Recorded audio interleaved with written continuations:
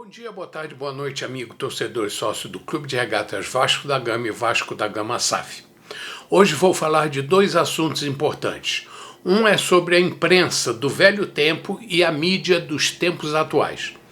Nos velhos tempos, a imprensa, como eles gostavam de rotular escrita, falada e televisiva, acabou ganhando influência junto ao sistema como porta-voz do regime, que lhe concedeu, em troca de dinheiro, o direito de se portar como arauto da verdade e dono da narrativa oficial.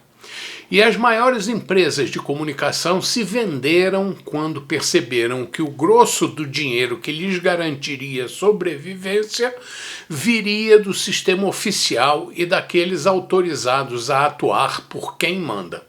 E nem vou falar quem são os donos da grana, pois o brasileiro, ainda não debilitado, sabe que o dinheiro vem de quem arrecada imposto e dos grandes campeões nacionais autorizados a patrocinar os manipuladores das nossas vidas.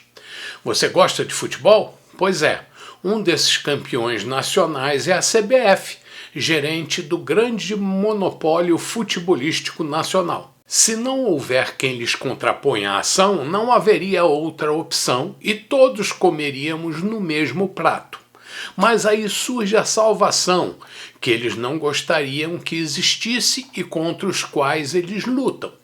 E ela surgiu espontaneamente através da democrática e livre expressão vinda da internet.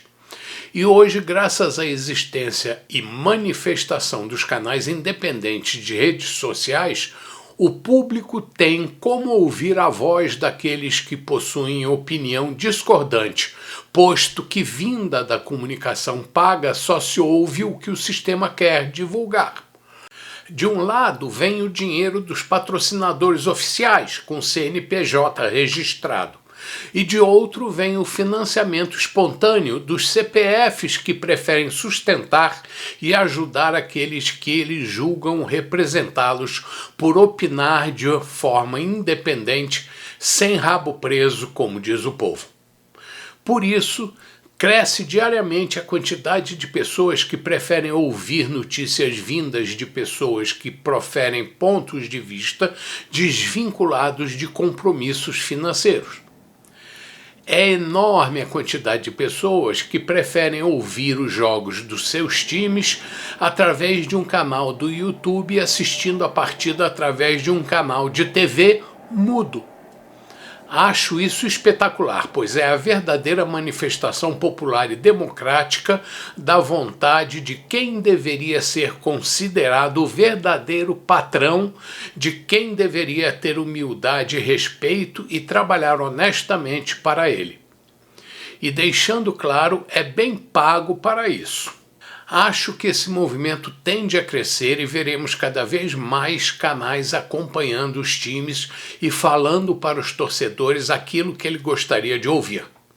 O domínio da narrativa, até então nas mãos dos meios de comunicação vendidos, parece estar mudando de mãos. Que assim seja. O segundo assunto que vou tratar agora é também espinhoso e espirra naqueles que deveriam ser isentos e probos. Estou falando da situação jurídica da venda da SAF vascaína. Nunca vi uma situação tão fumegante quanto essa. É uma situação que deveria ser resolvida de forma objetiva e rápida, mas no Brasil nada é o que deveria ser. A 777 Partners não cumpriu suas obrigações e ainda quebrou no mundo todo. Certo? Certo. Alguém tem alguma dúvida sobre isso? Só um espírito de porco discorda. Então, a solução seria pagar pelo erro e pelo não cumprimento do que estava escrito e assinado nos documentos legais. Certo? Certo.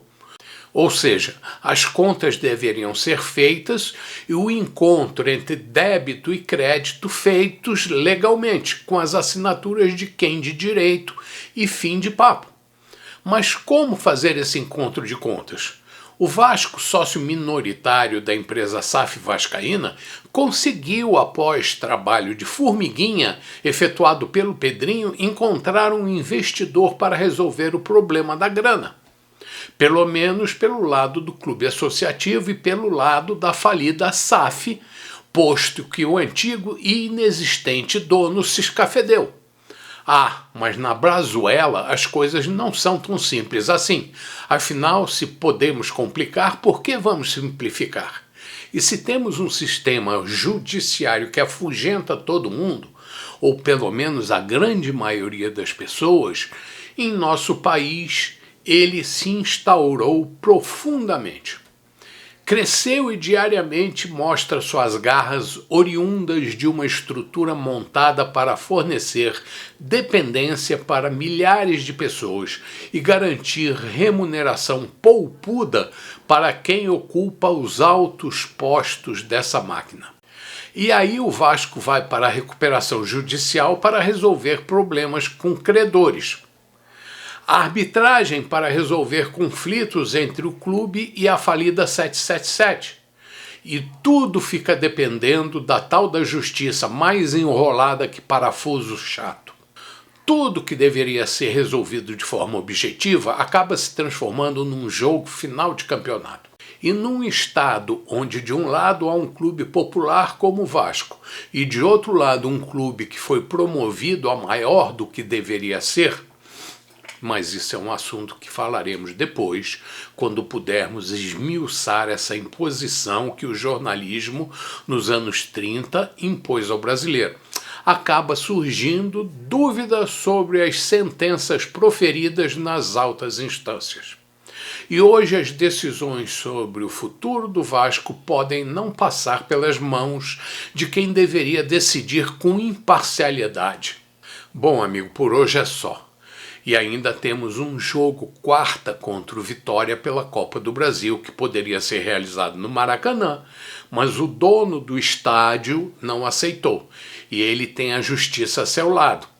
Vamos continuar lutando por nossa sobrevivência, não é? Até breve, mas não esqueça que o Vasco só existe por sua causa e por conta de nossos símbolos eternos. E fica sempre aberto o meu convite para tomar um café da colina comigo, todas as terças e quintas às 7h30 da manhã. E aproveite para deixar o seu like, compartilhar e comentar para me ajudar a atingir mais pessoas. Afinal, não tenho patrocinadores nem intenção de ganhar dinheiro com esse canal. A companhia dos amigos e dos vascaínos de verdade são a minha recompensa.